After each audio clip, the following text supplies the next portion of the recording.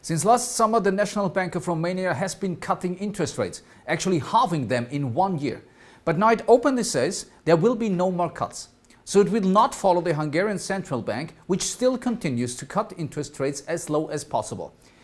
Now, inflation will remain low this year, so what's behind the cautious stance of the central bank?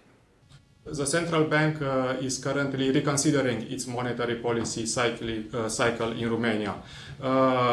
It is turning more cautious, mainly in respect to the calendar of future cuts in minimum reserves.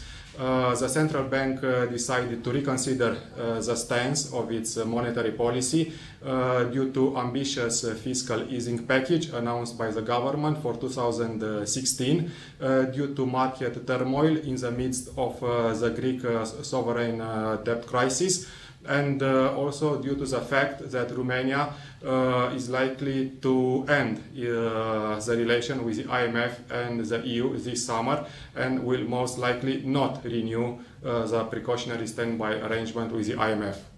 Eugene, can you imagine the central bank to hike interest rates to counteract the massive fiscal loosening planned for next year? Yes, actually our baseline scenario is consistent with the rate hiking cycle in 2016. We foresee the key rate at 2.5% by December next year. Now, is there any chance that Romania will take any extra measures to offset the negative impact of the VAT cut on the budget, or is Romania heading back to the excessive deficit procedure? The Romanian government currently plans to improve the collection of budget revenues to the state budget, because there is a huge gap between Romania and the Eurozone in this respect. At present, Romania collects only 33% of GDP in budget revenues compared to around 47% in the Eurozone. So there is a lot of room to improve the collection of budget revenues.